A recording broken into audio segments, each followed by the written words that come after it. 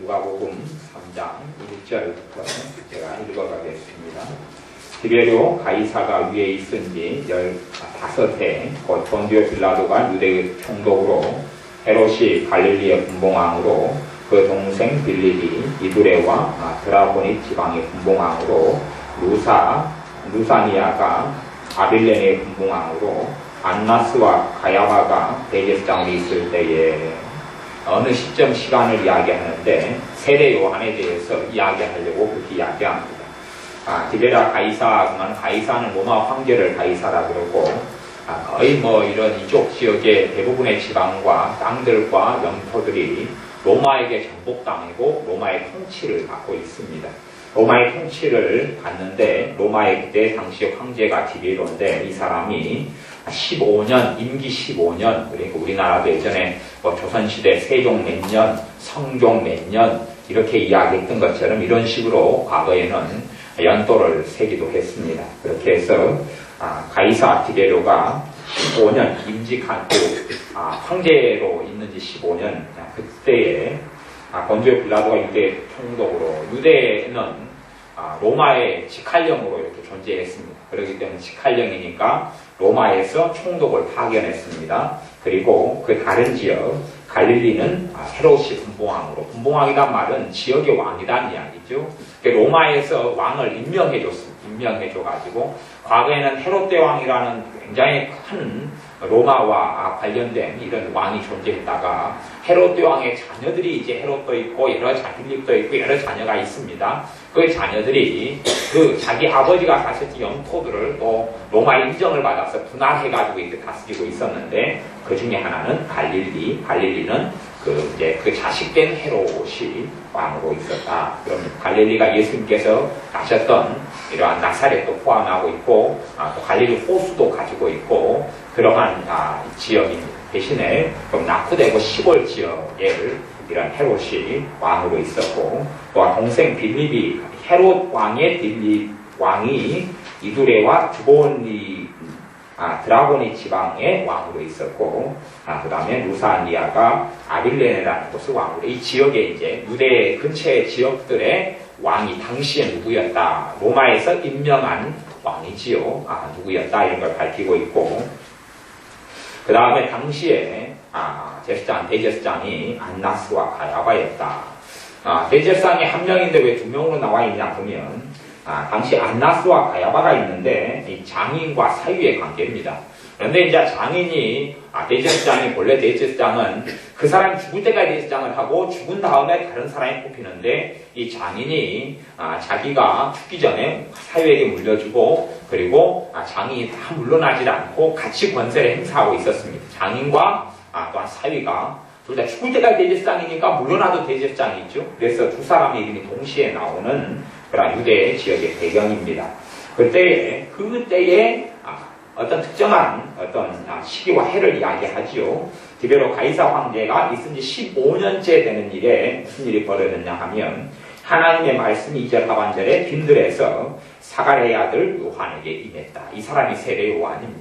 하나님의 말씀이 디베로 황제 15년째 되던 해에 하나님의 말씀이 요한에게 임하였다는 겁니다. 그때부터 요한은 사실은 선지자가 됩니다. 하나님의 말씀을 받은 사람, 그때부터 선지자가 됩니다. 그때부터 주님의 오실 길을 준비하는 그러한 엘리야의 심령을 가지고 온 그런 주님의 길을 예비하는 사람, 준비된 사람으로서 사명의 길을 걸어가게 됩니다. 세례 요한이 이미 하나님의 부르심을 일찍부터 받았던 사람이고, 엄마의 뱃속에서부터 성령 충만했던 사람이 세례 요한입니다. 그러나 세례 요한은 계속하여 빈들에 있거나 훈련 중이었습니다. 하나님과 함께 교제하고 함께 살아가고 하나님을 사랑하고 말씀 속에 자라가는 이런 사람이었습니다. 그리고 이 사람에게 하나님 말씀이 임하기 전에는 사명의 길을 시작하지 않았습니다. 마침 하나님의 말씀이 임하니까 그때부터 말씀에 사로잡힌 바 되어져서 하나님 말씀을 증거하고 살았습니다. 하나님 말씀의 핵심은 뭐냐 하면 곧 주님이 오시는데, 주님이 예수 그리스도가 오시는데 그분이 메시아다. 곧 그리스도가 오시는데 나는 그분에 대하여 가르치고 그분에 대해 알려주려고 왔다 라고 이야기하는 메시지가 세례 요한의 중심의 메시지였습니다. 세례 요한은 기적도 이적도 행하지는 않았다 그럽니다. 그러나 그에게는 하나님의 말씀이 있었습니다. 그리고 그 하나님의 말씀을 듣고 받아들인 사람들은 인생이 변하고 삶이 변하고 심령이 깨지며 주님을 모셔드리고 받아들일 준비들을 하게 되었습니다.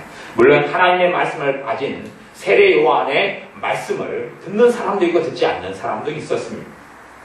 어떤 사람에게 하나님의 말씀이 있다 그래서 그 하나님의 말씀을 듣는 사람이 다 마음이 부드러워지고 다 받아들이는 건 절대 아닙니다. 우리 예수님께서는 절대적인 하나님이시고 하나님으로 사람이 되셔서 오셨고 하나님의 말씀을 100% 전하셨지만 주님의 말씀을 듣고 거부하고 주님을 죽이려고 하는 사람들도 당대에 너무나 많았습니다. 누가 하나님의 말씀을 지니고 있고 하나님의 대언자가 돼서 말씀을 바르게 전한다 그래도 그걸 듣고 모든 사람이 변화되거나 달라지지는 결코 않습니다. 세례 요한도 마찬가지입니다. 과거의 선지자들도 마찬가지였습니다.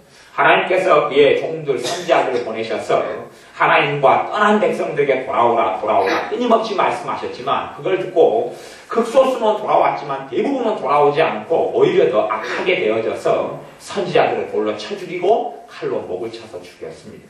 하나님의 말씀을 가지고 있어도 오히려 그들에게 대항하고 공격하고 비난하고 정죄하고 그리고 심지어는 그를 모독하고 그리고 죽이기까지 한 것이 과거의 하나님의 백성이었다는 유대인들의 역사였습니다. 물론 그러한 역사가 현대 교회에 있어서도 꽤 많은 영역과 부분에서 반복되는 요소가 있다는 것은 주지의 사실입니다. 하나님의 말씀의 세례 요한에게 임하여서 3절의 요한이 요단강 부근 각처에 와서 죄 사함을 얻게 하는 회개의 세례를 전파하니 회개의 세례를 전파했습니다.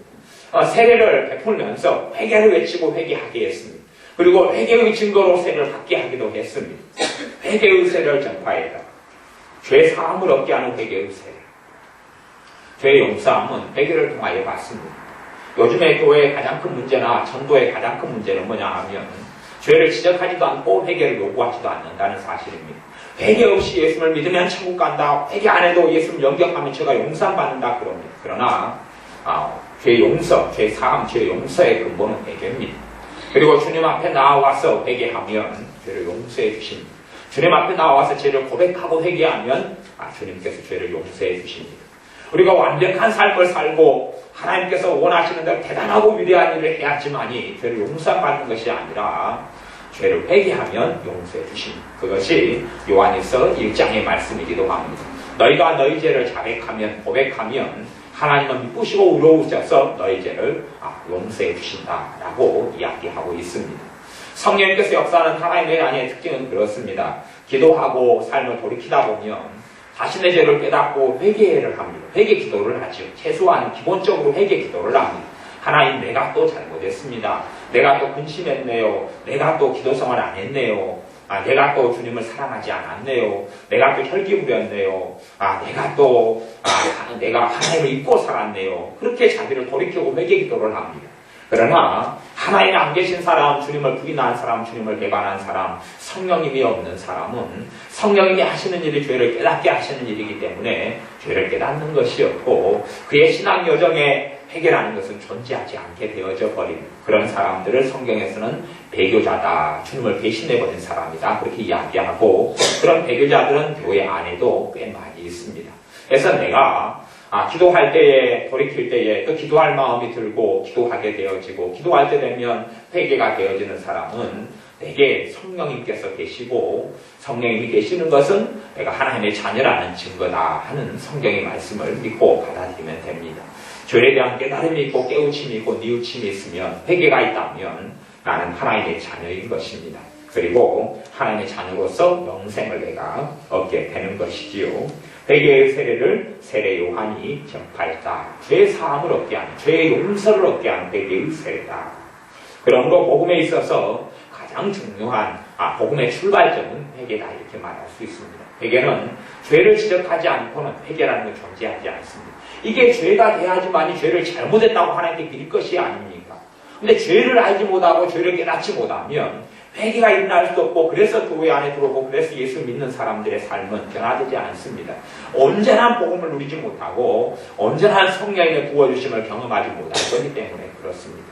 교회 안에 회개가 사라져버린 것은 참으로 큰 교회의 수치를 가져오게 된 것입니다. 4절에 선지자 이사야의 책에 쓴 바, 이사야 선지자의 책에 이사야 선지자의 예언에 세례 요한에 대한 예언이 나와 있습니다. 이 나중에 올 사람, 지금의 요한입니다.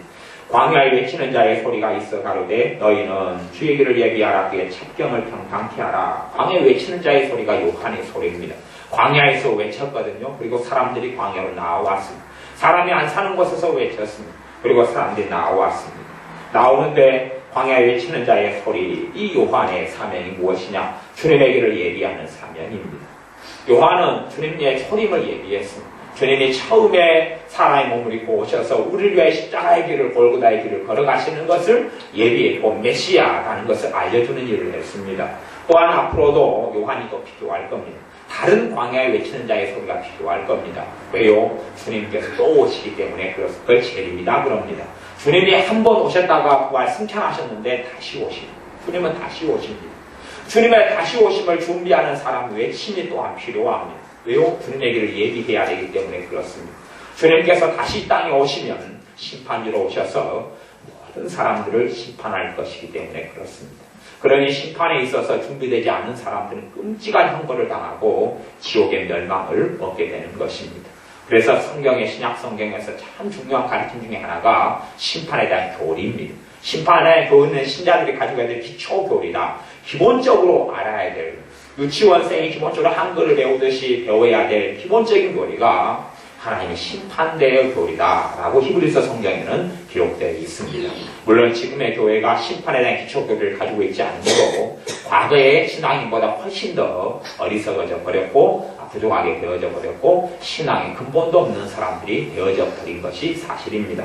그래서 히브리 성경의 기자 같은 경우는 누누하게 너희가 이제 선생이 될 믿음을 가져야 되는데 아직도 어린아이 수준에서 머물고 있으니 참으로 답답하다라고 성경에 기록되어 있습니다. 이렇게 주님이 오실 길을 예비하는 광야에 외친 자의 소리가 다시금 나타나야지, 그래야지 한 명이라도 더 주님 앞에 바르게 서고 거룩한 신부, 주님을 만나는 주님의 혼인잔치에 들어가는, 또한 주님께서 부를 때에 들림받는 이러한 주님의 자녀가 되어집니다. 예비하는 광야에 외치는 자의 세례 요한, 또 다른 세례 요한들이 나타나야 합니다. 또 단지 이사야의 예언이 그래서 주님의 초림 때의 요한의 사명만이 아니라 나중에 있을 주님의 재림에 대한 사명도 사실은 이야기한 것이기도 합니다. 그의 첩경을 평탄케 하라. 첩경이라는 것은 걷는 길을 이야기합니다. 주님의 길을 평탄하게 만들라. 그리고 요한은 사명을 감당했습니다. 그렇기 때문에 주님께서 주님의 제자를 뽑을 때에 제자들 가운데 누가 주님의 처음 제자들이 되었냐 하면 요한이 말씀을 가르치고 요한이 회개시키고 요한의 세례를 받고 요한에게 가르침을, 하나님의 말씀 가르침 받는 제자들을 요한이 주님의 제자로 보내었습니다. 그리고 주님의 제자의 첫 번째 자리들에 누가 있었냐 하면 요한의 제자들이 있었습니다. 요한의 제자가 하고 주님의 제자가 되었습니다. 이렇게 자기의 사람들, 하나님의 말씀을 양육하고 가르쳤던 그 사람들을 주님께로 계속 보냈습니다. 그것이 요한이었습니다. 그리고 요한이 하는 이야기가 주님은 날마다 잘되고 흥하여야 되고 주님은 더 인정받고 주님은 더 사람들에게 모여야 되고 나는 수하여야 되리다. 다시 이야기하면 내 사명은 이제는 거의 다 끝나가기 때문에 나는 이름도 없이 빛도 없이 사라져가야 되지만 주님은 그렇게 되지 않아야 한다라고 이야기하며 요한은 이름도 없이 빛도 없이 사라지는 쪽을 선택했습니다. 그리고 그의 죽음도 이름 없이 빛도 없이 이렇게 죽었던 것을 우리는 알고 있습니다. 5절에 모든 골짜기가 메워지고 모든 산과 작은 산이 낮아지고 굽은 것이 곧아지고 험한 길이 평탄하여질 것이요. 골짜기들이 메워진다. 모든 산과 작은 산이 낮아진다. 주님 앞에 겸비케 되고 겸손케 되어지고 회개가 되어지고 굽은 것이 어그러진 삶, 어리석은 생각, 어리석은 행동들, 악한 행동들, 죄된 것들이 곧아진단 말은 무겁게 된다. 굽었다 하면 사고, 거짓말, 위선, 악한 것들을 이야기하고 곧아진다는 것은 정직하고 또한 공의롭고 의롭고 회개된 것을 상징하는 단어입니다. 모든 육체가 하나님의 구원하심을 보리라 함과 같습니다. 세례 요한을 통하여 하나님의 구원이 누굽니까? 하나님의 구원하심이 누굽니까? 예수님을 이야기합니다. 예수님에 대하여 예수님의 구원을 알게 되고 듣게 된다는 이야기지요. 7절에 요한이 세례받으러 나오는 무리에게 이르되, 요한에게 이게 사람들 세례받으러 옵니다. 왜냐하면 하나님의 말씀에 대하여 듣고자 하는 열린 마음, 하나님을 경외하는 사람들, 하나님을 찾는 사람들, 그 사람들은 당대에 악한 사람도 있었고 선한 사람도 섞여 있었습니다. 선하고 선하게 산다고 말하지는 사람만 하나님을 찾고 하나님을 구한 것이 아니라, 겉으로 보기엔 선하게 산다고 하는 많은 부류 가운데 바리새인이나 서기관이 율법학자들이 들어갔는데 그들은 세례 요한에게 나오지 않았습니다. 그러나 겉으로 보기에는 죄악된 삶을 사는 세리들, 악한 자들, 또 군인으로서 다른 사람의 것을 갈취하고 살아가는 사람들이 요한에게 나와서 하나님 말씀을 들으러 왔고 회개하러 왔습니다. 그러니 우리가 겉보기에는 사람들을 보고 알 수 없습니다. 겉으로 보기에는 판단하거나 사실은 평가할 수 없는 것이 무책이나 많습니다. 왜냐하면 사람의 진실된 심령은 사람 눈에 보이지 않기 때문에 그렇습니다. 겉으로 보기에는 그 사람이 개방적이고 못되고 악한 사람인데 그 사람 안에 하나님을 사랑하고 갈급하는 마음이 있을 수 있고, 겉으로 보기에는 착하게 살고 바르게 사는 것 같은데 하나님 보기에는 악한 사람이고 하나님을 찾지도 않는 사람일 수도 있다는 이야기입니다. 그래서 과거의 사마리아 여인 같은 경우는 남편을 5명을 지나서 6번째 남자하고 살고 있는 그 당시대의 어떤 악한 여자였는데, 그 안에는 주님을 기다리고 사모하는 것이 있었고, 그 중심을 아시는 주님께서 그 여인과 만나서 구원을 얻게 해주시고, 그 여인은 주님을 만난 행복과 메시아로 인하여 얻는 구원 때문에 감격하며 감사하며 새로운 삶을 시작합니다.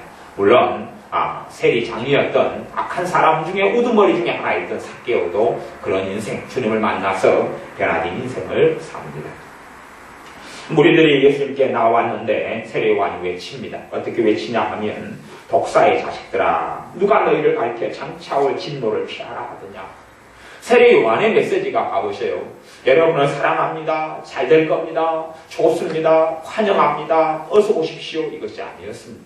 왜냐하면 그런 메시지로 가지고 그런 말씀, 지금 하나님의 말씀이 임하여서 그 말씀이 선포되는 겁니다. 요한이 외치는 인간적인 이야기도 아니고 요한이 사람들 들으라고 하는 화려하고 좋은 이야기도 아닙니다. 아니고 하나님의 말씀이 임하여서 그 말씀을 선포하고 그 하나님의 말씀을 성경에 기록해 놓았습니다. 하나님께서 요한을 통해서 하시는 말씀이 뭐냐 그러면, 요한의 메시지를 듣고 회개하려고 나오는 사람들에게 독사의 자식들아 그러는 겁니다. 독사는 당시의 유대 지역에서 가장 흔하게 있거나 가장 많이 볼 수 있는 그러한 뱀 중에서 독을 품은 뱀을 이야기합니다. 우리로 이야기하면 한국에 재고 많은 것이 개이기 때문에 이 개종자들아, 이 개새끼들아 그런 말하고 우리나라 말하고 같은 말입니다. 같은 말이에요. 그래서 굉장히 상시적으로 들을 수 있는 욕이죠. 욕설이에요. 그렇게 욕설을 한 겁니다. 왜냐하면 그것이 단지 사람을 모독하기 위해서 한 것이 아니라 너희들의 실제의 삶이 그렇다고 이야기하는 겁니다. 너희의 실제 삶이 독사의 자식이라는 이야기, 독사라는 이야기죠. 독사는 입에서 끊임없이 독을 품어내고 사람을 해롭게 하고 물어 죽이는 일을 합니다. 그런 삶을 너희가 살고 있다. 독이라는 것은 죄를 이야기해. 죄를 품고 살아가고 죄를 품어내고 죄로 인하여 다른 사람 오염시켜서 죄로 물어뜯어 죽여버리는 일을 너희가 하고 있다는 메시지이기도 합니다. 이것이 하나님의 평가였습니다. 하나님께서 그 평가를 요한을 통해서 하시는 겁니다. 독사의 자식들아, 누가 너희를 가르쳐 장차올 진노를 피하려 하더냐. 하나님의 심판에 대해서 이야기해. 장차 진노가 온다. 장차 심판이 온다라고 이야기합니다. 그것을 피하려고 너희가 나왔느냐라고 책망합니다. 오, 환영합니다. 오, 잘 오셨습니다. 오, 하나님의 사랑받은 자녀여 잘 오셨습니다. 오, 대단합니다. 하나님이 축복해 주실 겁니다. 그게 아니라 회개하려고 회개의 세를 받으려고 나오는 사람들에게 누가 너희들에게 장차 올 진노를 피하라고 가르쳐 주더냐 라고 책망하는 것입니다. 그것이 사실은 주님의 오실 때를 예비하는 자의 다른 메시지였던 것입니다. 그러므로 사실은 어떤 사람, 어떤 신자들이 죄를 지적하고 책망하여서 그 사람이 바르게 되고 주님 앞에 서는 것이지, 괜찮습니다. 잘 될 것입니다. 잘 살아가고 있습니다. 좋습니다. 오, 괜찮습니다. 그래도 하나님이 사랑해 주실 겁니다. 그래도 축복해 주실 겁니다. 그렇게 살아도 하나님 눈앞에 보기에 괜찮아요. 잘 될 거예요. 그렇게 욕심을 부리고 기도하면 욕심대로 다 해줄 거예요. 그런 식으로 가르치는 것이 하나님의 말씀이 절대 아니다는 것을 알 수가 있습니다. 그렇기 때문에 심판에 대한 메시지를 전하는 사람이 하나님 보시기에 옳은 사람인 것을 알 수가 있습니다. 자기 말을 안 들어서 심판한다 이것이 아니라 하나님 앞에서 살아가지 않는 사람들이 심판을 받는다는 것을 세례 요한이 전합니다. 봐보세요. 세례 요한의 말씀을 듣는 사람들은 하나님의 백성들이었습니다. 이방인이 아니었고 하나님의 백성들이었습니다. 세례 요한의 말씀을 듣는 사람은 아브라함의 후손들이었습니다. 약속의 자손들이었습니다. 선택받은 선민들이었습니다. 이방인 하나님을 모르는 불신자가 아니었습니다. 지금 신자들, 하나님의 백성들이 나와서 그들이 받는 책망은 뭐냐면 너희를 가리켜 참차올 진노를 피하라 하더냐. 하나님의 백성이 심판의 대상이기 때문에 그렇습니다. 성경에도 하나님께서 하나님의 집을 먼저 심판하시기 시작한다. 청소하기 시작한다라고 이야기한 하나님의 집은 신자들의 무리고 교회를 이야기합니다. 하나님의 심판은 거기서부터 시작된다. 교회에서부터 시작된다 하는 말씀이기도 합니다. 그렇듯이 신자라고 이끄는 사람들이 결코 하나님의 진노나 심판을 피하게 되지는 못합니다. 그런데 피하려고 나온 거죠. 누구에게요? 메시아에게. 하나님의 백성이지만 예수 믿는다고 말하지만 진짜 예수님 안에 들어와서 예수님 안에 살면서 진노를 피하는 사람도 있고 그렇지 않은 사람도 있습니다. 예수님 안에 들어와 진노를 피하는 사람은 예수님이 삶의 주인인 사람입니다. 인생과 신념과 마음의 주인인 사람입니다. 예수 믿는 그 사람이 왕인 사람입니다. 아니 이론적으로 명목상으로 명분상으로 그런 것이 아니라는 이야기죠. 애가 그렇습니다. 애한테 묻습니다. 애가 못된 일을 하면 아마 어른들은 묻습니다. 네 애비가 누구냐? 네 엄마가, 네 아빠가 누구냐? 묻습니다. 왜냐하면 네가 정말 네 애비, 엄마, 아빠에게서 바로 가르침 받았으면 그따위 행동을 하겠느냐? 그런 이야기입니다. 그런 이야기인 것하고 똑같습니다. 그래서 우리의 삶 가운데 진짜 우리의 주님이 주님이다 하면 우리의 삶을 고칠 수밖에 없지요. 진짜 주님이 주님이다 하면 내 말을 고칠 수밖에 행동을 고칠 수밖에 없습니다. 100% 뭘 다 변화시키고 다 고친다는 이야기가 아닙니다. 조금씩이라도 달라져 간다는 이야기입니다. 왜냐하면 주님은 빛이기 때문에 그렇습니다. 하나님은 빛이시라. 하나님은 사랑이시라. 그러기 때문에 우리가 점점점 사랑이 증가해가고 빛이 더 증가해갑니다. 우리 안에 어둠보다는 사랑이 증가해 가게 되는 것입니다. 8절에 그러므로 회개에 합당한 열매를 맺고 속으로 아브라함이 우리 조상이라 말하지 말라. 내가 너희에게 이르노니 하나님의 능히 이 돌들로도 아브라함의 자손이 되게 하시리라. 회개에 합당한 열매를 맺어라. 회개에 합당한 열매를 맺어라. 회개를 했으면 이제 그에 대한 열매를 맺도록 해라. 입술만의 고백과 입술만의 회개가 아니라 회개를 했으면 회개의 세례를 받았으면 그에 대해 삶이 변화해야 되고 생각이 변화해야 되고 인생이 변해야 된다 라고 세례 요한의 메시지가 하나님의 메시지, 하나님의 말씀의 메시지가 요한을 통해서 나옵니다. 속으로 우리가 아브라함이 우리 조상이라고 말하지 말라. 그것은 뭐냐면 사람들은요 자기의 삶이 변하고 진짜 회개를 해야지만이 하나님의 자녀가 된다는 것을 알지를 못합니다. 알지를 못하고 우리가 하나님의 백성으로 구원받았으니까 우리 유태인이니까 우리는 아브라함을 통하여 약속된 자녀니까 우리는 무조건 구원받는다는 것이 유태인들에게 있었습니다. 유태인들의 구원론은 뭐냐 그러면 우리는 선민이니까 다 구원받는다는 겁니다. 우리는 선민이니까 다 천국 간다는 겁니다. 그런데 세례 요한은 너희가 선민이라고 천국 가는 게 아니다. 너희가 선민이니까 천국 가는 게 아니라고 이야기합니다. 그래서 제가 요한일서 사도 요한, 예수님의 제자였던 사도 요한, 예수님의 가장 가까운 제자 중에 한 명이었던 사도 요한이 요한일서 이 1장 7절을 쓴 걸 보면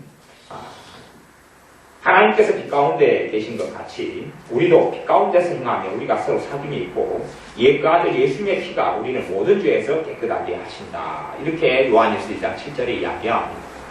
하나님의 빛 가운데 계신 것 같이 예수님의 피가 우리를 모든 죄에서 깨끗게 하려면 우리가 빛 가운데 걸어가야 된다라고 이야기하는 것입니다. 그렇게 하는 것이 이게 지금에 있는 많은 유태인들과 비슷하게 교회에 믿는다고 일컫는 사람들도 비슷한 생각을 가지고 있습니다.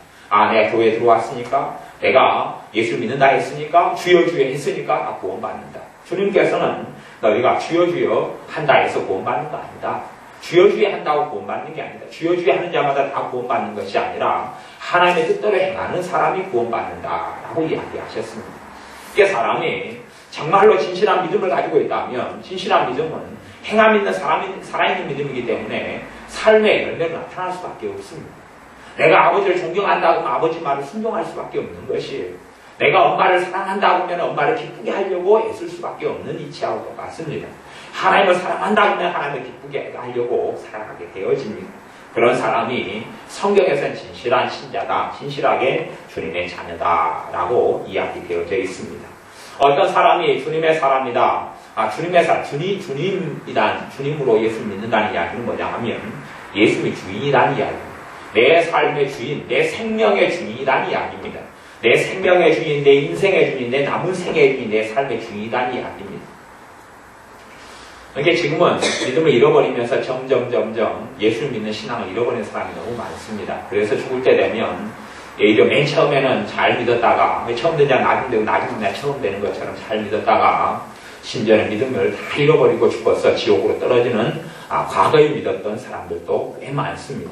왜냐하면요, 예수님의 주인이면 반드시 신자는 마음속에 어떤 것을 품어야 하냐면 내가 어떻게 하면 주인을 기쁘시게 할 거를 품어야 합니다. 하나님이 내 아버지면 어떻게 하면 내가 하나님을 기쁘게 할 거를 마음속에 생각해야 됩니다.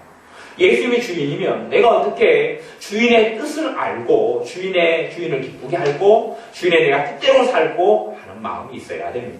그러나 입술로만 예수님을 주여 하는 사람은 무엇이 주님을 기쁘게 하지, 무엇이 주님께서 내게 원하시는 것이지 아무 생각하지 않습니다. 입술로만 그러는 사람은 아무 생각하지 않습니다. 그냥 자기 편한 대로 삽니다. 자기 즐거운 대로 삽니다. 아니, 자기 좋은 대로 삽니다. 그리고 그냥 일주일에 한 번 나와서 예배만 그냥 드리고 갑니다. 근데 이 예배를 많이 드리는 문제, 적게 드리는 문제가 아니라 정말 예수님의 주인이라면 어떻게 하면 주님을 기쁘시게 하지? 젊은 사람이 예수님의 주인이라면 어떻게 하면 예수님께서 원하시는 삶을 이 젊을 때에 보내야 될까? 나이 든 사람이라면 예수님의 주인인데 하나님을 내가 아버지로 이제 믿게 되었는데 내 남은 노년의 생애 동안에 젊을 때는 하나님을 위해 못 살았으니까 내 노년은 하나님을 위해 살아야 되겠는데 내 형편과 내 처지 속에서 어떻게 하면 하나님을 기쁘시게 할까 하는 마음의 고민을 가지고 있어야 합니다. 그런 생각과 그런 마음을 품고 그걸 기도해야 됩니다. 하나님, 내가 하나님을 노년에 기쁘게 해주는 하나님의 딸이 되길 원합니다. 하나님의 아들 되길 원합니다. 젊을 사람이면 주님의 젊은 때를 주님을 위해서 내가 보내고 싶습니다. 어떻게 내가 보내야 하겠습니까? 내가 무슨 일로 하나님을 영화롭게 하리니까? 너희가 먹든 일 마시든 일 무엇을 하든지 하나님의 영광을 위해서 하라. 내가 어떻게 하면 하나님의 영광을 위해 살 수 있겠습니까? 내가 내 형편에서 하나님 내가 돈이 없는 건 아시지요? 내가 건강이 안 좋은 건 아시지요? 내가 못 배운 건 아시지요? 이 아는 형편 속에 하나님은 나보다 나를 더 잘 아시온데 내 형편과 처지 속에서 그래도 주님이 나를 사랑하셔서 구원하셨는데 내가 어떻게 하면 주님을 위해서 조금이라도 살까요? 내가 어떻게 하면 주님을 위해서 살게? 내 돈 없으니까 돈으로는 하나님께 못 드리고 내가 똑똑하지 않으니까 똑똑한 것은 어떻게 못해도 내 이 노년에 어떻게 하면 주님을 위해서 내가 살 수 있을까요? 하는 고민과 그런 염려와 그런 기도가 있어야 합니다. 그럴 때에 사실은 그 사람이 주님을 섬기는 사람이다 라고 판명나게 될 것입니다. 단지 입술로만 주여 주여, 그때 많은 사람들이 내 이름으로 와서 주여 주여 내가 주의 이름으로 선지자 노릇하며 주님의 이름으로 내가 병을 고치며 주님의 부신을 쫓아나이다. 그러나 주님께서 이 악한 자들아, 불법을 행하는 자들아, 내게서 떠나가라. 나는 너희를 도무지 알지 못한다. 그렇게 이야기합니다. 그렇기 때문에 심지어 예수님의 이름으로 병을 고친다는 이야기는 이런 병 고치는 은사가 있다는 이야기죠. 마찬가지예요. 은사의 부류 중에 방언 은사도 있으니까 방언을 하는데도 지옥 갈 수 있다는 이야기입니다. 병을 고치는데도 지옥 갈 수 있다는 이야기입니다. 귀신을 예수님을 쫓아낸다가 얼마나 큰 능력이 있습니까? 그런데도 지옥 갈 수 있다는 이야기입니다. 왜냐하면 불법을 행하고 산다. 하나님은 의로우신 하나님, 하나님의 자식이면 닮아가야 되죠. 아버지를. 근데 마귀는 불법입니다. 마귀는 처음부터 거짓말하고 거짓말 살인한 자입니다. 마귀를 닮아가면 계속하여 악을 저지릅니다. 계속하여 못된 일을 도모합니다. 그 사람은 아무리 방언을 하고 아무리 기도를 많이 하고 아무리 병을 고쳐도 전혀 주님하고는 상관없는 사람이 되어집니다. 그러한 구원론, 정말 성경의 바른 구원론을 요 세례 요한이 선포하고 있는 것이 바른 구원론을 선포하고 있는 것입니다. 너희가 아브라함이 너희 조상이라고 선택받은 선민이라고 구원받는 게 아니다. 너희들이 약속받았다고 구원받는 게 아니다. 그런 게 아니다. 그런 게 아니라 너희가 정말로 구원받으려면 회개에 합당한 열매를 맺어라. 회개에 합당한 열매를 맺어라. 라고 이야기하는 것입니다. 주님이 우리의 주님이라면 주님이 주인 되시는 삶을 하나씩 늦더라도 조금씩 살아가야 합니다. 예수님이 주인 되시는 삶을 한 걸음 조금씩이요. 어떤 사람은 빨리 갈 것이고 그 믿음이 성장한다, 자라간다, 빨리 자라네 그럴 것이고 어떤 사람은 늦을 것입니다. 그러나 성장해 가야 되지 후퇴하고 퇴보해서는 안 됩니다. 깡그리 일주일 동안 사는데 예수님을 다 잊어버려요. 기도도 전혀 안 해요. 하나님도 잊어버려요. 하나님의 아버지라는 것도 잊어버려요. 하나님을 섬기게 한다는 것도 잊어버려요. 하나님을 기쁘게 한다는 것도 잊어먹어요. 하나님을 위해 산다는 것도 잊어버려요. 예수님이 내 주인이라는 것도 잊어버려요. 이건 심각한 병이 든 겁니다. 병으로 이야기하면 고치지 못할 암 3기, 말기암에 걸리고 언제 죽을지 모르는 사람이 된 겁니다. 신앙적으로, 믿음적으로 언제 죽을지 모르는 사람이 되어져 버린 것일 수도 있습니다. 그렇게 되어서는 결코 안 됩니다. 성령께서 역사하는 사람은 자주 기도할 마음이 생각납니다. 자주 기도하기 원합니다. 성령께 역사하는 사람은 내가 하나님의 말씀을 내 마음속에 품습니다. 하나님의 말씀이 마음속에 품어져야지 말씀을 지키는 게 가능하다고 성경은 이야기합니다. 하나님의 말씀이 내 안에도 없는데 하나님의 말씀은 하나님 뜻이에요. 하나님의 말씀을 배워서 마음에 담아놓습니다. 담아놓고 그 말씀대로 살려고 애를 쓰는 겁니다. 말씀에 능력되어서 말씀을 살아가게 하지만 또한 내가 애쓰는 것이 있을 때에 성령께서 말씀을 통하여 열매 맺게 하십니다. 3장 9절에 주님을 선포하는 주님을 전하는 요한이 3장 9절에 이미 토끼가 나무 뿌리에 놓였으니 열매 맺지 아니하는 나무마다 찍혀 불에 던지우리라. 나무도 열매 맺지 못하는 나무, 좋지 않은 나무, 과일나무는 찍어서 버리지를 않습니다. 감을 맺고 무화과를 맺고 포도를 맺는 나무는 찍어버리지 않습니다. 그러나 포도나무 중에서 하나도 열매를 맺지 못하고 그냥 과수원 땅만 차지하고 그리고 비료 맞았는데 아무런 열매가 없으면 그 포도나무를 누가 남겨놓는다는 이야기입니까? 1년은 지켜보죠. 내년에는 열매가 맺을 거거니 그 다음에도 지켜봅니다. 또 3년째는 맺을 거거니 그러나 안 맺으면 찍어버립니다. 우리 주님도 이런 비유를 하셨어요. 주님께서 비유하시기를 어떤 과수원 지기가 있고 과수원이 있는데 주님 보기에 이 나무 하나가 열매를 못 맺고 있어요. 포도나무 같은 나무가. 그래서 이야기합니다. 이 포도원 이 나무가 열매를 맺지 못하는데 찍어버려라. 그럼 주님이 그럽니다. 주님 찍어버려라. 그러니까 과수원 지기가 주님께 부탁합니다. 제가 3년 동안 걸음을 주고 어떻게 해봤는데 열매를 못 맺었는데 딱 한 해만 더 참아주십시오. 한 해만 더 참아주셔서도 그때도 내년에도 열매를 못 맺으면 그때 찍어버리랍니다. 그럽니다. 그리고 예수님께서 그 이야기를 하고 마치십니다.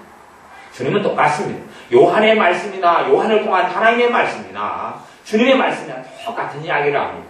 그냥 성경에 주님의 말씀이 사랑 그 누가 말했나 다 좋아 다 괜찮아 다 용서해 다 축복해 다 천국 보내줘. 아니요.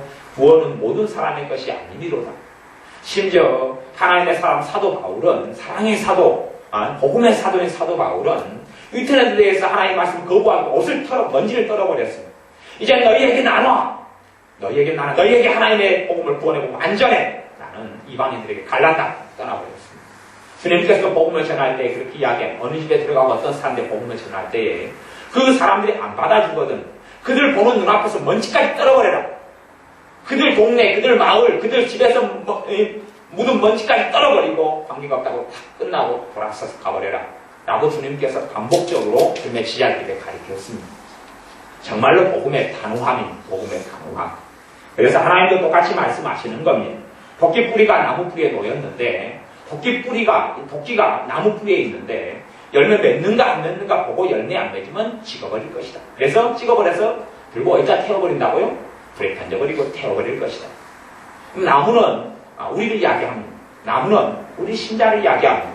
나무는 하나님을 믿는다고 일컫는 사람들을 이야기합니다. 지금 이 말씀의 대상은 하나님의 백성이었던 유대인이었지 이방인이 아니었습니다. 믿는다고 일컫는 사람들에 대한 이야기입니다. 그게 가장 근원적인 이야기입니다.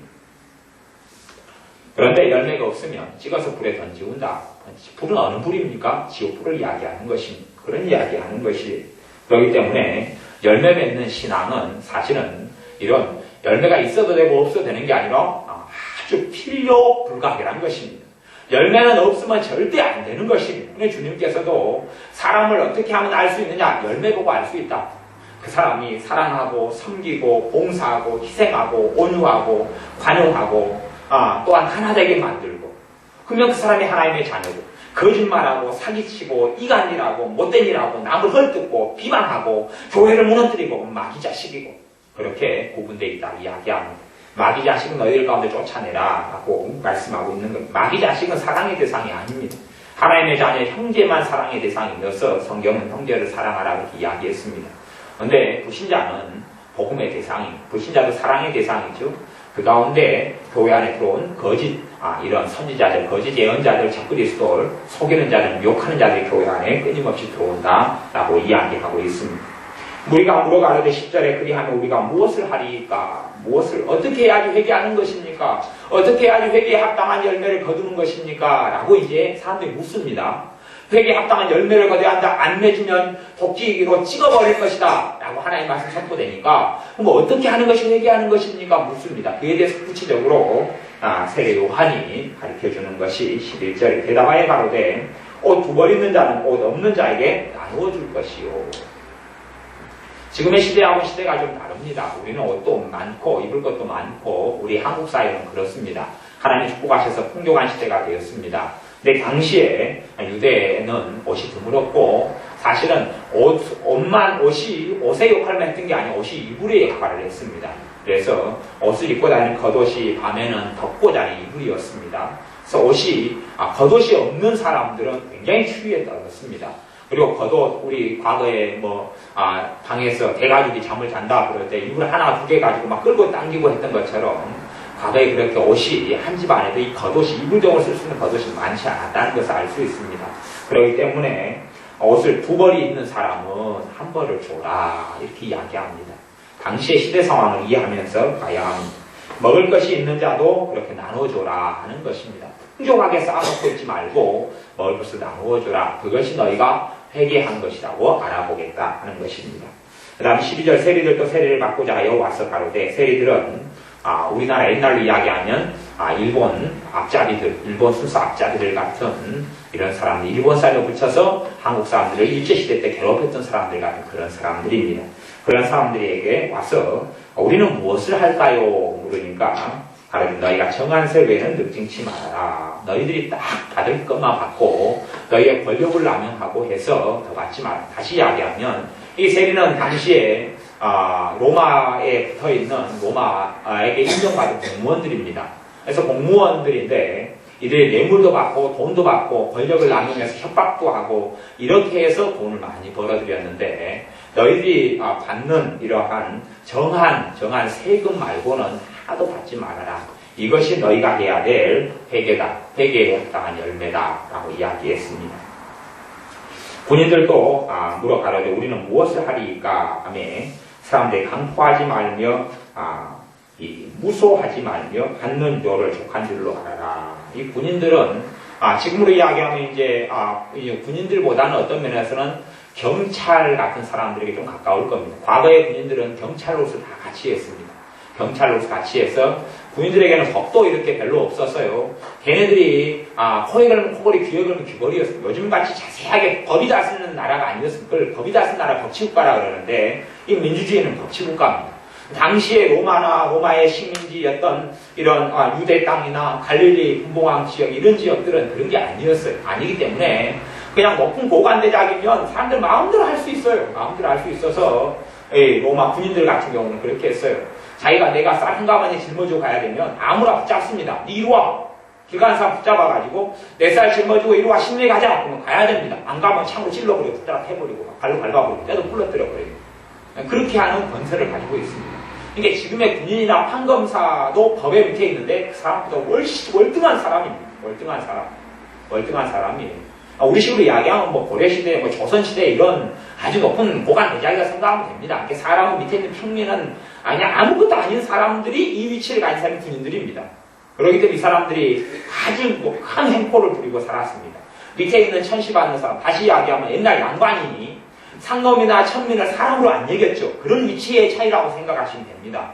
그래서 사람을 사람으로 안 여기게 발에 낀 때만큼 여리게 살았던 사람이 이 사람들이 군인들인데 이 사람들에게 우리는 어떻게 하리까? 그 사람들이 하니까 너희는 강포하지 말고 포악하게 사람들을 대하거나 폭력을 행사하거나 악하게 너희가 하지 말아라. 사람들 대할 때 너희가 권력을 가지고 있다 해서 그 다음에 무소하지 말. 무소라는 이야기는 저 사람이 보기에 기분 나빠요. 저 사람 돈 좀 있는 것 같아. 그러니까 저 사람을 고발하고 거짓말로 법을 걸어가지고 그 다음에 저 사람에게 사기를 쳐가지고 안 하면 가만두지 않아. 안 하면 네 자식을 군대 보내버릴 거야. 그런 식으로 하는 거짓된 고소, 거짓말로 해가지고 거짓된 고소를 절대 하지 말아라. 받는 요는 그들이 군인으로서 받는 월급이 있는데 그것만 받고 족한 줄로 알아라. 자기를 생각에는 왜 남의 걸 갈취하고 늑탈하고 이렇게 악하게 살았냐 하면 자기도 월급을 받는데 그거가 부족하거든요. 왜 사람들이 경찰들 같은 경우도 우리 동네에 있는 파출소 같은 경우도 굉장히 누군가로부터 돈을 많이 받습니다. 그 다음에 뭐라고 해도 이런 소방서 같은 데도요 누군가로부터 돈 꽤 받습니다. 숨어있는 돈은 검은 돈은 굉장히 많습니다. 이유를 따져보면 뭐 복잡한 건 아닙니다. 아니면 소방서 같으면은 이런 지하 나이트클럽이 있다 술집이 있다 그러면 소방법에 걸고 넘어가면 다 걸립니다. 소방법에 걸고 넘어가면 커튼도 걸립니다. 사람 몇 명 이상 거주하는, 왜냐하면 제가 지금 소방 관련 자격증을 가지고 있기 때문에 저는 아는 사람입니다. 제가 주소를 제가 찾을 수 있는 자격증을 가지고 있기 때문에 법이 어찌 되는 줄 알아요. 그리고 이 건물에 제가 방화 관리 책임자이기 때문에 소방서에 제가 자주 전화 옵니다. 그 소방 교육도 제가 뭐 1년, 2년에 한 번씩 가서 몇 시간씩 이수해야 되고 그런 입장이니까 작년도 제가 갔다 왔는데 제가 압니다. 소방 관련된 제가 거기에 책임자로 있기 때문에 저한테 1년 되면 돈을 지금 올해 43,000원인가 내라고 연락이 온 이제 법무를 대신해서 내는 그런 입장이기 때문에 소방법을 제가 알죠. 그러면 그 소방법으로 따지면요, 벽지 같은 것도 다 문제가 됩니다. 사람이 몇 명 이상 이용하는데 벽지도 무슨 벽지를 발라야 되냐 그러면 이런 방화 처리된 벽지를 발라야 되고요. 커튼도 그냥 커튼 안 되고 방화 처리된 커튼을 발라야 되고요. 그 다음에 위치마다 운전 타장기에 당연히 있어야 되고, 그 다음에 경보기, 가스 경보기 있어야 되고, 소화기가 어느 크기에 몇 개 있어야 되고 그럽니다. 그런 이야기는 가령 지하에서 소주방을 하거나 방을 하면 그럼 칸막이 나무 같은 거 하는 건 그 법에 해당되겠어요? 안 되겠어요? 법에 해당돼 버린단 말이에요. 그러니까 영업을 정지시켜버릴 수 있어요. 아무데나 다 걸려버립니다. 그 사람들이 영업하려면 어떻게 해야 되겠어요? 이쪽으로 자기들 협회 만들어가지고 돈을 만들어가지고 모아가지고 보냅니다. 그렇게 해서 굉장히 많이 받습니다. 그러니까 어느 지역 공산동 파출소 같은 경우 그런 경우는 추석 같은 데나 이런 데 되면 들어오는 돈이 그런 데에서 돈 못 벌면 바보라 그럽니다. 그러니까 월급은 2, 300만 원 받으면요, 그 뒤로 들어오는 돈은 상상을 불허합니다. 시비 걸면 아무도 영업을 못 합니다. 유흥업일수록 훨씬 그렇습니다. 그런데 왜 그런 검은 돈을 원하느냐 그러면 지금 사는 거에 만족을 못하기 때문에 그렇습니다. 똑같은 것보다 훨씬 더 500만 원, 1000만 원 더 받아가지고 마음대로 떵떵거리고 살고 싶기 때문에, 욕심 때문에 그렇죠. 그냥 단지 새끼 먹고 사는 것에 만족하지 못한다는 이야기입니다. 그래서 자기의 지위와 위치와 권력을 남용해가지고 얼마든지 그걸 할 수 있는 사회. 지금의 법치국가 안에서도 그런데 과거 예수님 시대 때 법이 다스리는 시대가 아니고 권력이 다스리고 사회적 지위가 위치가 다스리는 시대 때는 무슨 악이 얼마나 많이 있었겠느냐 하는 것입니다. 아무도 시비 걸지 않습니다. 그리고 그렇게 살았는데 너희는 받은 월급만 가지고 이렇게 족한 줄로 알고 살아라. 이 땅의 삶이 다가 아니니까 하나님께 어떻게 서서 심판받을 걸 생각하고 너희는 못된 짓 하지 말고 살아라 하는 이야기입니다. 15절에 백성들이 바라고 기다림으로 모든 사람들이 요한을 꼭 그리스도신가 심중에 의논하니 요한이 모든 사람들 다와에 가로되 사람들은 그리스도 대신 메시아를 기다리고 왔습니다. 수백 년 동안 메시아를 기다리고 왔습니다. 그래서 저분에게 하나님의 말씀이 있는 거 보니까 저분이 우리가 기다리는 메시아일까? 우리의 구원자일까? 하나님이 보내는 우리의 구원자일까? 라고 사람들이 마음속에서 또한 속으로 의논합니다. 그러니까 요한이 대답하되 나는 물로 너희에게 세를 주거니와 나보다 능력 많으신 이가 오시나니 나는 그 신들매를 풀기도, 신발끈을, 예수님의 신발끈을 푸는 것도 나는 못하겠다. 그분과 나는 그렇게 격차가 많아요. 그분은 하나님의 아들이고 나는 그냥 사람이다. 나는 비천한 사람이고 그냥 나는 죄 가운데 태어난 사람이고 그분은 위로 하늘에서 또 오시는 하나님의 아들이다. 나는 그분의 신발끈도 못 푼다. 그런데 그분은 성령과 불로 너에게 세를 주실 것이다. 나는 기껏해야 이 물로 요단강 물을 퍼가지고 세례 준다라고 나는 물로 이렇게 덮어서 그러고 있지만은 예수님이 오시면 그분은 불과 성령으로 세례를 주실 것이다. 지금도 주님께서 하시는 것이 불과 성령으로 세례를 주시는 이 일입니다. 주님께서는 지금도 불과 성령님으로 세례를 줍니다. 불세례가 임할 때 마음이 깨끗해지고 죄악이 타고 삶이 변화됩니다. 요즘은 불세례를 받는 사람 좀 드물죠. 정말로 불세례가 임할 때 인생이 삶이 바뀌어버립니다. 불세례를 받으면 마약 중독자가 한꺼번에 마약이 사라져버립니다.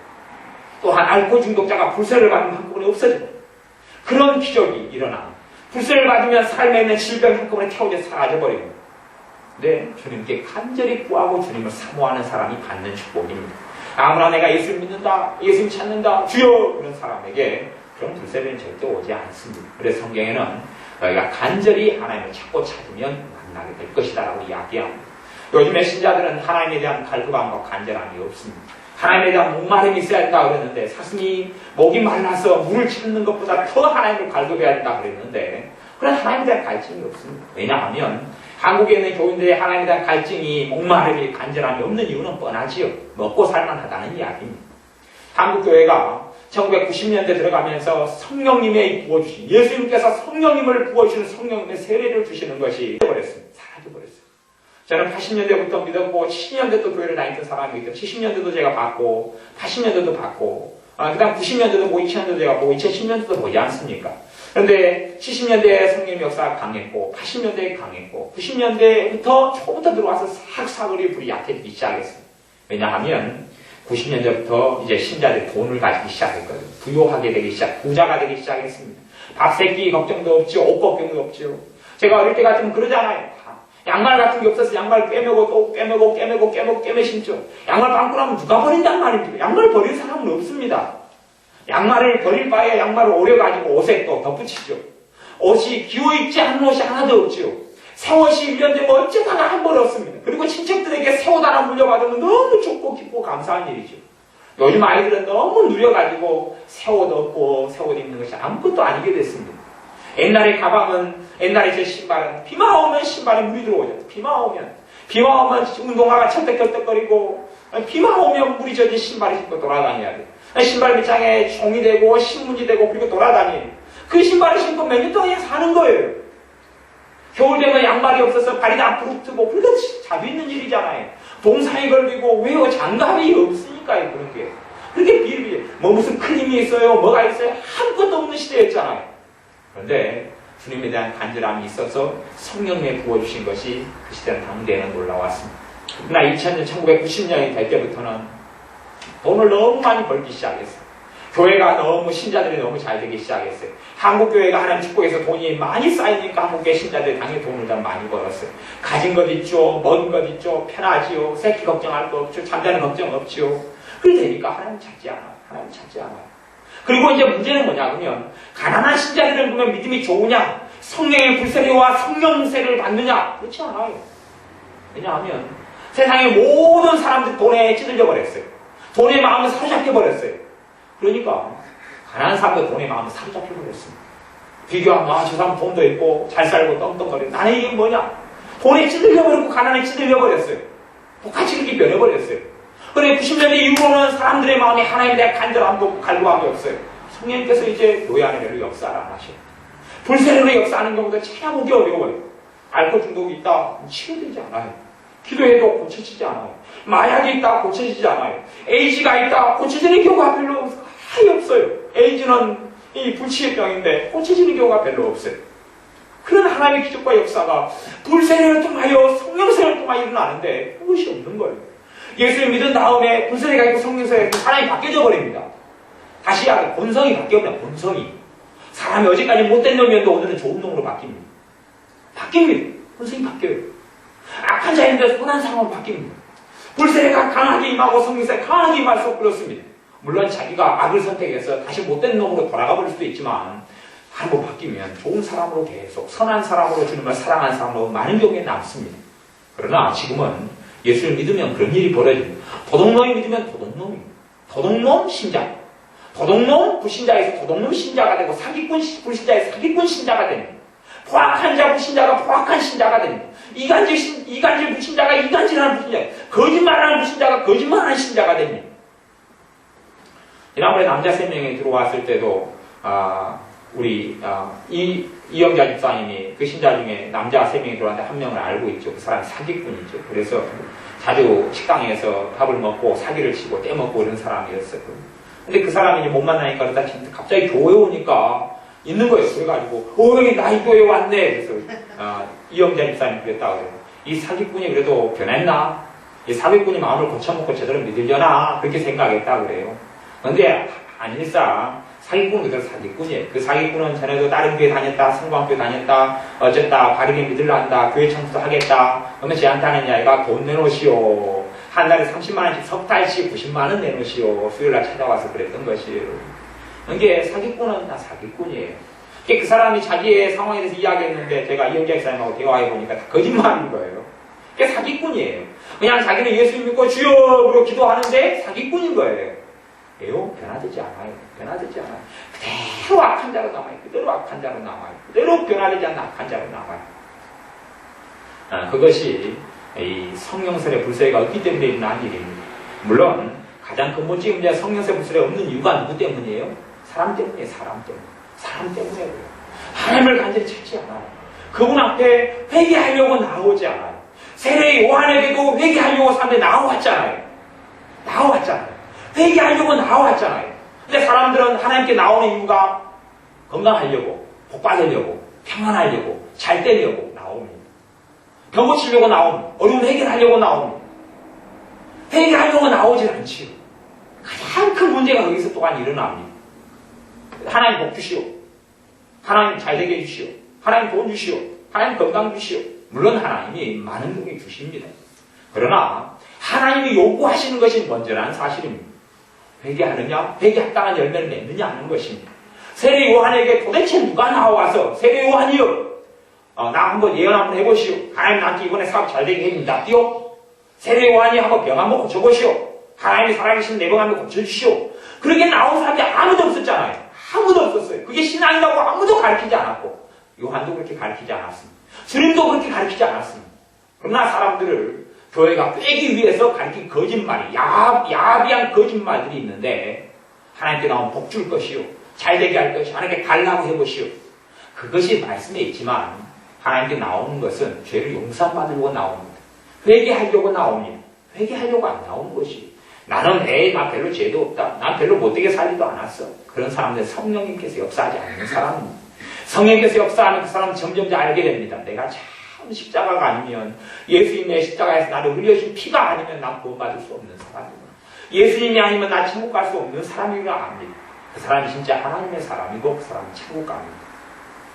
그래서 사람들이 지금의 교회나 신자들이 바라는 것과 전혀 다른 일이 벌어졌는데 우리 주님께서 하시는 일이 성령님과 불로 세례주는 것입니다.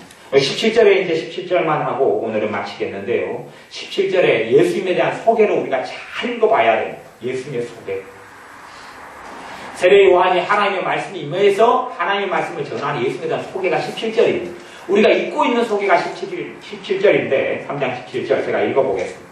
손에 키를 들고 자기의 타작마당을 정하게 하사 알곡은 모아 법관에 들이고 쭉정이는 꺼지지 않는 불에 태우시리라. 누가 하신다고요? 예수님께서. 예수님께서 하시는 일 두 가지를 이야기했습니다. 하나는 세례 요한이 소개합니다. 예수님 메시아가 오시는데 그 예수님께서 하시는 일 두 가지다. 하나는 불과 성령으로 세례를 주실 것이다. 두 번째 일은 타작마당을 키를 들고 타작마당을 정리할 것이다. 키는 왜 드냐 그러면 알곡과 쭉정이를 가리려고 옛날 키 있죠? 키질한 거 있죠? 알곡과 쭉갱이를 가지려고 타작할 때 가을에 추수해가지고 타작할 때 볕단은 묶어가지고 거름으로 쓰려고 이렇게 딴 데 묶어버리고 알곡만 모으죠. 그 일을 예수님이 하실 것이다. 너희들 가운데 하나님의 진짜 신자를 모아서 천국으로 보내고 그렇지 않으면 지옥으로 보내는 일을 누가 하신다고요? 예수님이 하신다고 이야기합니다. 예수님의 심판을 이야기하는 겁니다. 예수님께서 하신 알곡은 모아 복간은 천국이죠. 알곡은 모아서 진짜 참신자를 모아서 천국으로 넣고 쭉정이는 꺼지지 않는 불에 태우시고 꺼지지 않는 불이 어디에 있습니까? 지옥에 있습니다. 꺼지지 않는 불이 지옥에 예수님이 하시는 건 예수님은 천국 보내는 일만 하지 않고 구원하시는 일만 하지 않습니다. 주님은 구원자이기도 하지만 주님은 심판자이기도 합니다. 그것을 요한이 이야기하고 가르쳐주는 겁니다. 주님은 구원자이기도 하지만 심판주이기도 합니다. 만왕의 왕 되시며 이 땅을 심판하실 것입니다. 주님은 심판주이여서. 봐보세요. 알곡과 쭉정이가 처음에 자랄 때는 차이가 없습니다. 차이가 없어요. 벼로 이야기하면 어릴 때는 피가 자라죠. 피가 들에 그 논에가 피가 자라. 피하고 그다음 정상적인 일은 뭐가 자라서 나는 벼가 자라는 것하고 큰 차이가 없습니다. 똑같이 보여요. 알곡과 죽정이도 차이가 없게 보입니다. 그러나 결국에는 드러납니다. 때가 되면 가을 추수가 되면 그때는 다 알게 되고 드러납니다. 겉으로는 비슷하게 보이죠. 알곡과 죽정이가 가려지는 최고 먼저의 장소가 교회 아닙니다. 교회 안에서 알곡과 죽정이가 가려지는 것. 알곡과 죽정이가 가려지는 것이에요. 그래서 알곡은 모아 볶아내드리고 죽정이는 모아 꺼지지 않는 불에 태우시는 분이 주님이다라고 소개합니다. 우리 주님에 대해 사람들이 좋아 괜찮아 다 용서해 다 축복해 너희들 마음대로 살아도 돼 그래도 천국 보내줘. 그런 거짓말은 절대 믿지 마십시오. 주님은 그런 거짓말을 하신 적이 한 번도 없습니다. 오히려 주님을 거부했던 사람들, 주님을 따르지 않았던 사람들, 주님을 주님으로 섬기지 않았던 사람들에게 저주를 선포하신 분이 주님입니다. 화를 선포하시고 어떤 데는 마을 3개, 고라신, 베세다, 가버나움에 대해서 저주를 선포하셨습니다. 너네 심판 때 그 당시에 가장 악한 마을 사람, 도시 사람들이 하나님의 심판을 받아 불과 유황으로 태워서 다 죽여버린 마을 사람들이 소돔과 고모라라는 마을이었는데 그들보다 더 큰 지옥불에 너희를 집어넣어버리겠다라고 예수님께 선포하셨습니다. 이 주님이 어떤 분인지 공평하게 성경을 통해서 바르게 알아야 됩니다. 주님은 알곡과 죽정이를 가리워내는 분입니다. 그러므로 우리의 삶 가운데 주님으로 인하여 좋은 열매를 맺고 주님이 정말로 내 삶의 주인으로 내가 살면서 어떻게 하면 주님을 기쁘시게 알고 주님을 영화롭게 알고 하는데 또한 주님에 대한 갈급함을 가지고 주님을 더 찾고 구하여서 우리에게 불세리가 나타나고 더 성령 충만함이 나타나서 우리가 주님으로 인한 기쁨과 주님으로 인한 열매들이 가득하게 되시기를 바랍니다. 기도하겠습니다. 아버지 하나님, 세례 요한이 참으로 바르게 주님에 대하여 소개했던 것을 우리가 보았습니다. 주님이 불과 성령으로 세례를 주시는 분이시오. 알곡과 죽정이를 골라서 알곡은 볶아내 죽정이는 꺼지지 않는 불에 태우시는 분인 그 소개를 보았고 주님께서 이 세례 요한을 통하여 하나님께서 군인은 군인대로 또한 세리는 세리대로 각자 어떻게 회개해야 될지를 가르쳐 주셨듯이 우리의 삶에 하나님의 말씀대로 살기 위하여 회개하는 것이 얼마나 중요한 것이라 알게 하여 주시고 삶 속에 주님이 나의 왕 되시고 구주 되시는 삶을 살게 하여 주옵소서. 주여 하면서 주님이 전혀 주인이 아니고 주님과 함께 주님을 위하여 살지 않는 어리석은 그러한 자녀가 되지는 절대로 안 되게 하여 주옵소서. 예수님의 이름으로 기도하옵나이다. 아멘. 말씀을 듣고